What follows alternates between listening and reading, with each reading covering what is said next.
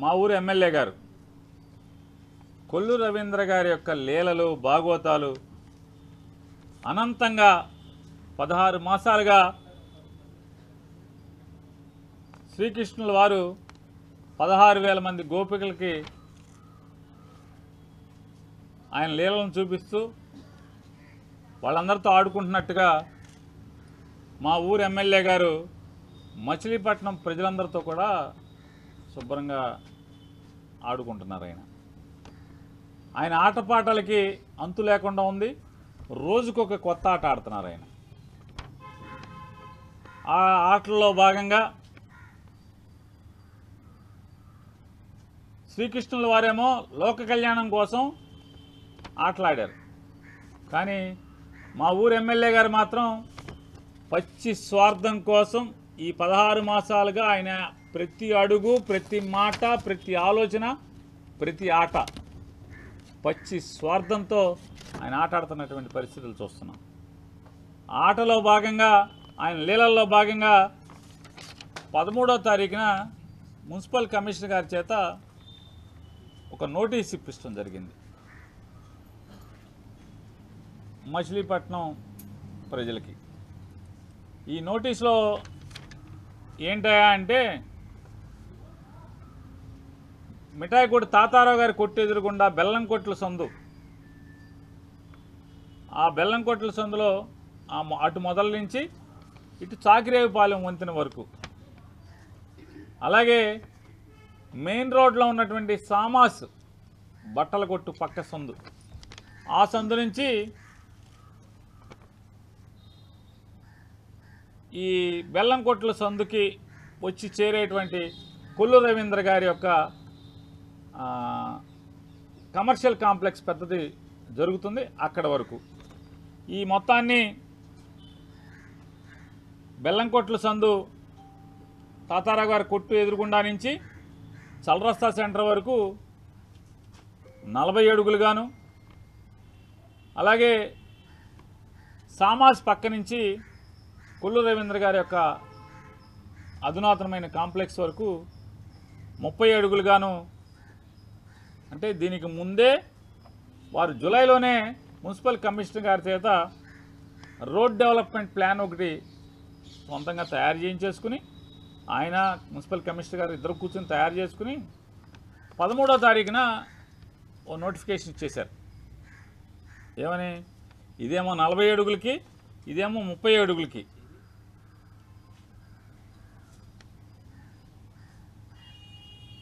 Already బెల్లంకొట్ల సందుని 2004-09లోనే, అంటే నేను మొదటిసారి ఎమ్మెల్యే అయినప్పుడే రోడ్డు వెడల్పు చేయటం జరిగింది. లారీలు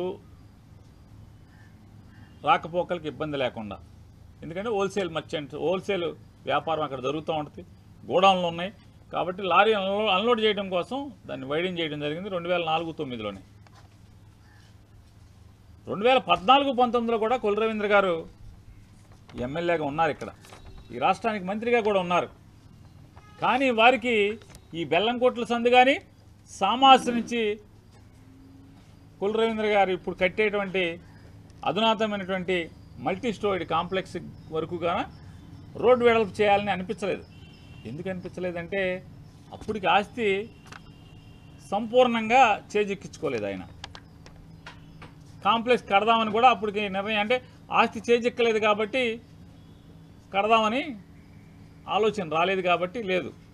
ఇవాళ అడావుడిగా రెండో కంటి తెలియకుండా ఇవాళ ఈనాడు పేపర్లో అచ్చు, ఇది ఎవరికి తెలియదు, ఇది మేము ఇవాళ ఆఫీస్ నుంచి మా మేయర్ గారు పట్టుకొచ్చారు ఈ నోటిఫికేషన్. దాంట్లో వారు ఏం చెప్తారంటే, కృష్ణా పత్రిక road located at Jagannathapuram 13th Division of Machilipatnam Municipal Corporation proposed to widen from 28 feet to 40 feet road as per approved master plan. రెండో అంశం, సమయమానారి వారి street located at Jagannathapuram 13th Division of Machilipatnam Municipal Corporation proposed to widen from 22 feet to 30 feet road. ఇది వారు చేసి ఇచ్చి ఇవాళ నాడు కొల్లు రవీంద్ర గారి గతంలో కూడా 33,000 ఎకరాలు నోటిఫికేషన్ ఇచ్చే వరకు కూడా తెల్లవారి అంటే అర్ధరాత్రి వచ్చేసి తెల్లవారుజామున ఆటోల్లో వచ్చి గ్రామాల్లో చిమ్మే వరకు కూడా ఎవరికి తెలియదు. 33,000 ఎకరాలు బలవంత భూసేకరణ కింద లాక్కుంటా ప్రయత్నం చేస్తున్నారు. అలాగే ఈరోజు పొద్దున ఈనాడు పేపర్ వచ్చే వరకు కూడా ఈరోజు ఈనాడు పేపరు బజార్లో ఇళ్ల ముందు వేసే వరకు కూడా ఎవరికి అసలు ఊహ కూడా లేదు, అంచనా కూడా లేదు. వేస్తూ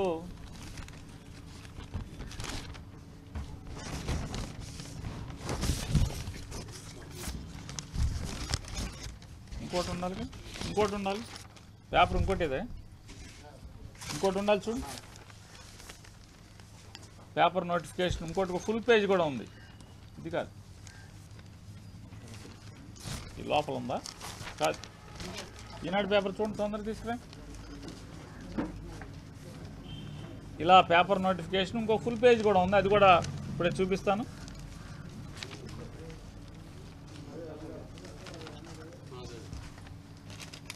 ఈ మొత్తం పేజీ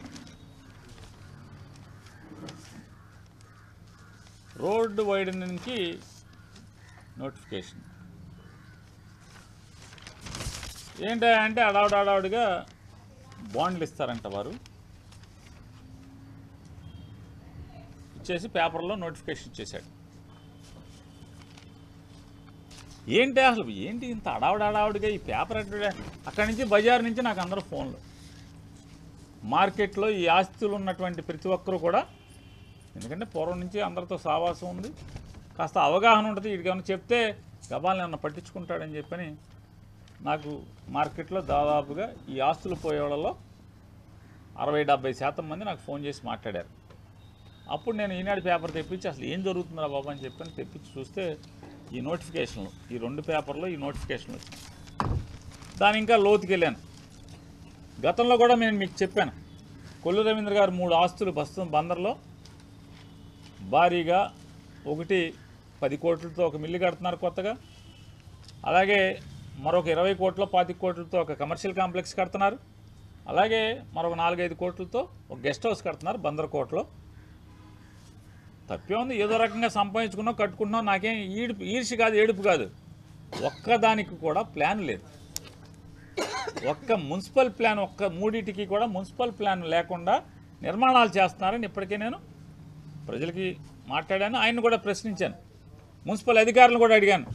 అరే బాబు, బడ్డీ తెరిచి రాత్రి దాకా కష్టపడి రెక్కల ముక్కలు చేసుకుంటే కానీ ఇంట్లో భార్య పిల్లలకి భోజనం గడవదు, పిల్లలకి స్కూల్కి పంపిస్తా కూడా గతి లేని స్థితిలో రోడ్ల మీద బడ్డీ కొట్లు వేసుకు బతుకుతున్నారు. వాళ్ళని కొట్టేప్పుడు మరి మున్సిపాలిటీ ప్లాన్లు, మున్సిపల్ స్థలం ఆక్రమించారని చెప్పి నిర్దాక్షిణ్యంగా నిర్దయగా కొట్టేశారు కదా, వాళ్ళు రోడ్డును పడతారే, అరే నిన్నటిదాకా దీని మీద నమ్ముకుని బతుకుతున్నారే అనే ఆలోచన లేకుండా అన్నం తింటలేదా అధికారులు, ఏంటయ్యా ఇది అని చెప్పని మాట్లాడాను. మరి ఈ ప్లాన్ లేకుండా 3 కడుతున్నాడు, ముడా వాళ్ళు ఏమైపోయారు, ముడా అధికారులు అందరూ ఏమైపోయారు, సముద్రులు బంగాళాఖాతంలో ఏమైనా కలిసిపోయారా, మున్సిపల్ అధికారులు ఏమైపోయారు. మా మున్సిపల్ కమిషనర్ గారు ఉంటాడు, గుమ్మటాల చెరువులో హైకోర్టు కంటెంప్ట్ ఉన్నా సరే నింపాదిగా మా కార్పొరేటర్లు, మేయర్ గారు కూడా ఫోన్ చేసి కంప్లైంట్ చేశారు. అయ్యా అమ్ముతున్నారయ్యా, కోర్టు కంటెంప్ట్ ఉంది నీ మీద, అవి కొత్తగా ఇళ్ళు వేస్తున్నారు, టీడీపీ వార్డు ఇన్ఛార్జీలు 5 లక్షలకి 10 లక్షలకి అమ్ముతున్నారయ్యా, 50 గజాలు 60 గజాలు 70 గజాలు అమ్ముతున్నారయ్యా అని ఫోన్ చేస్తే కూడా లోపల ఉన్న అటెండర్లతో అంటాడంట, ఈ ఊరు సాగుగా ఉందిరా బాబు, ఈ మేయరు నా పేరుని ఏడేమో రూల్స్ ప్రకారం ఉద్యోగం చేయమంటారు, ఈ కొల్లు రవీంద్ర ఫోన్ చేసాము నీకెందుకు వేసా, నోరు మూసి కూర్చొని నేను చూసుకుంటాను అంటున్నాడు. నేనెక్కడ సాగు, రేపు ఎవరన్నా కోర్టుకు వెళ్తే నా పరిస్థితి ఏంటి అని అతను తిట్టుకుంటున్నాడు. తిట్టుకుంటానే ఆనందంగా సమ్మగా పనిచేస్తున్నాడు అనుకోండి మున్సిపల్ కమిషనర్ గారు, కొల్లు రవీంద్రకి అడుగులు మడుగులుతూనే. ఆయన ఒక్కడికి ఇంతవరకు అదే. ఇవాళ మచిలీపట్నం మున్సిపాలిటీలో 16 మాసాలుగా జరుగుతున్న తంతు ఏంటంటే, ఎవరు ఆడు పేదోడవని, మధ్యతరగతోడవని, డబ్బున్నోళ్ళవని, ఇల్లు పునాదులు తీయంగానే మున్సిపాలిటీ వాడు వచ్చేస్తున్నాడు, సచివాలయం వాడు వచ్చి పని ఆపేయండి బుచ్చలేసుకెళ్ళమంటారా? ఇదేంటే పని ఆపేయండి ఏంటి? మాకు తెలియదయ్యా, మంత్రి గారు చెప్పాడు కొల్లేంద్ర గారు, మీరు ఇన్ఛార్జిని కలిసి ఇన్ఛార్జితో నాకు ఫోన్ చేయిస్తేనే తప్పితే ఇల్లు మీరు మొదలు పెడతాకి లేదు, కడతాకి లేదు.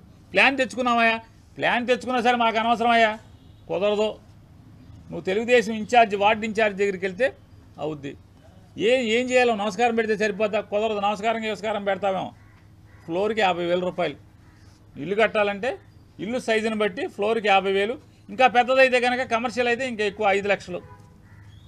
ఈ వార్డు ఇన్ఛార్జ్ ఉన్నాడు ఇక్కడే, ఒక ఫ్లోర్ అనాథరైజ్ ఒక ఫ్లోర్ కడితే 5 లక్షలు తీసుకున్నాడు. ఇక్కడ ఒక ఆయన ఇటుపక్క ఆయన వార్డు ఇన్ఛార్జ్ ఉన్నాడు, ఒక బిల్డింగ్ పైన అనాథరైజ్ ఫ్లోర్ వేస్తే 3 లక్షలు తీసుకున్నాడు. ఇల్లు కడితే చాలు ఫ్లోర్కి 50,000, లేకపోతే కమర్షియల్ అయితే కనుక అపార్ట్మెంట్లు అయితే లక్షల్లోనే తీసుకుంటున్నారు. అంటే బందర్ ప్రజల పరిస్థితి ఇట్లా ఉంటే మరి నువ్వు వార్డు ఇన్ఛార్జికి ఎంత ఇచ్చావని అడుగుతున్నా కొల్లేంద్రని. మీ టీడీపీ వార్డు ఇన్ఛార్జికి నువ్వు ఇవ్వక్కర్లేదా? ప్రజలే కట్టాలా నీ రూల్ ప్రకారం? సామాన్యులే కట్టాలా? నువ్వు కట్టవా? బందరకోటలో ఇన్ఛార్జికి ఎంత కట్టావు? జగన్నాథపురంలో ఇన్ఛార్జికి ఎంత కట్టావు? సుల్తాన్ నగర్లో నీ ఇన్ఛార్జికి ఎంత కట్టావు? ప్లాన్ లేకుండా 3 కడుతున్నావు కదా. ఎంత దారుణం అంటే ఊరు బాగు చేస్తానని చెప్తున్నావు కదా, సొల్లు కబుర్లు. వడ్డీ కోట్లు పీకావు, పేదవాళ్ళని బజారుని పడేసావు, వాళ్ళ బతుకుల్ని. ఏం చేసావని అడుగుతున్నా. ఆ వడ్డీ కోట్లు పీకిన చోట ఏం చేసావు? మీ వార్డు ఇన్ఛార్జీలు చిల్లర తీసుకుని మళ్ళీ అది వడ్డీలు మళ్ళీ వేయించారు. బందరంతా అదే కదా తంతు జరిగింది. మా రామానాయుడుపేట సెంటర్లో జ్యూస్ షాప్ ఉంది, 3 లక్షల రూపాయలు తీసుకుని పక్కాగా మొన్నకన్నా సైజు పెరిగి పక్కా కాంక్రీట్తో కట్టేశారు. తీయటం ఏంటి అంటే మీ వాళ్ళకి ఆదాయం కోసం వడ్డీ కోట్లు కొడతావు. నువ్వు మాత్రం మీ ఇన్ఛార్జీలకు డబ్బులు ఇవ్వవు, ఎవరికి డబ్బులు ఇవ్వవు, ప్లాన్ లేకుండా కట్టేస్తావు. ఇప్పుడు ఈ రోడ్డు వైడనింగ్ కథ ఏంటి అంటే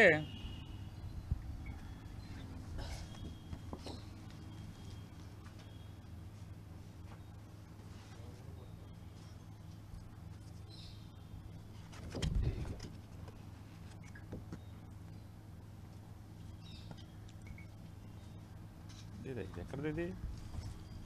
రవీంద్రనాథ్ ఠాగూర్ రోడ్డు, బెల్లంకట్ల సందు లోపలికి వచ్చాం. లోపలికి వస్తే మంత్రి గారి స్థలం ఏదయ్యా? ఈ కార్నరా ఎక్కడ ఉందా? లేదా ఎక్కడ? ఏం మూల? కే రవి.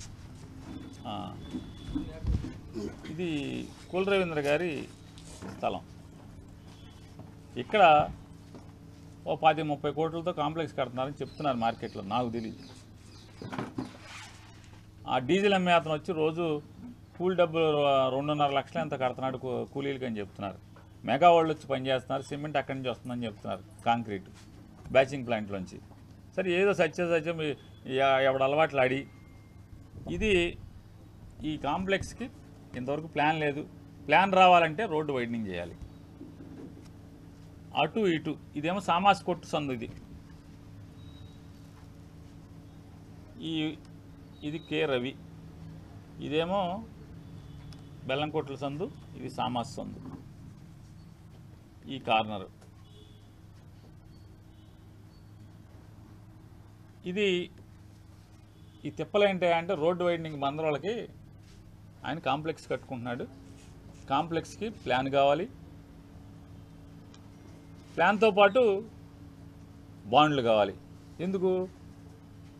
ఇర్రెగ్యులర్గా కడుతున్నాడు, అదనంగా ఫ్లోర్లు వేస్తున్నాడు, వాటికి బాండ్లు కావాలి. అంటే బందరు కోసం త్యాగం చేశాననేటువంటి పత్తిత్తు కౌరులు చెప్పటానికి ఈయనకి ప్లాన్ కావాలి. అంటే కట్టేయగలడు ఆయన, లోన్ లేకుండా కూడా కట్టేయగలడు. అద్భుతమైన పరిస్థితుల్లో ఉన్నాడు. మనందరం ఆశ్చర్యపోయే పరిస్థితులు. మనమే కాదు, చంద్రబాబు నాయుడు, నారా లోకేష్ ఎలక్షన్ అయిపోయాక ఓడిపోయాక వాళ్ళు మామూలు బీసుకుపోయే స్థితిలోనే అద్భుతంగా ఉన్నాడు, ఇబ్బంది ఏం లేదు. అయితే ఇన్కమ్ ట్యాక్స్ వచ్చేస్తుందేమో అని చెప్పి వస్తుంది కదా. ప్లాన్ కావాలంటే మొత్తం ఆ బజార్లు ఈ బజార్లు కొట్టేయాలి మొత్తం. చూడండి, బందర్ డెవలప్మెంట్ అంతా బెల్లంకొట్ల సందు సామాస్ పక్క సందే, ఇంకెక్కడ లేదు. దీనిలో భాగవతం ఇంకా కూడా చెప్తాను.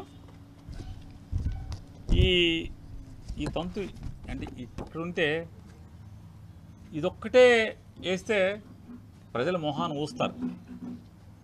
పచ్చిగా ఇది అసలు బరిదెగించేసాడరా సిగ్గు ఎగ్గు లేకుండా అని చెప్పి జనం తిట్టుకుంటారేమో అని. దీంతోపాటు 3 సంబాల సెంటర్ నుంచి బందరకోట దాకా కూడా కొడతానని చెప్పి అంటున్నాడు. కానీ మున్సిపల్ ఆఫీసులో మీ అంతరాత్మని రవి గారిని కూడా ప్రశ్నించుకోమంటున్నా, మున్సిపల్ కమిషనర్ని అందరినీ కూడా. నేను చెప్పేది వాస్తవం.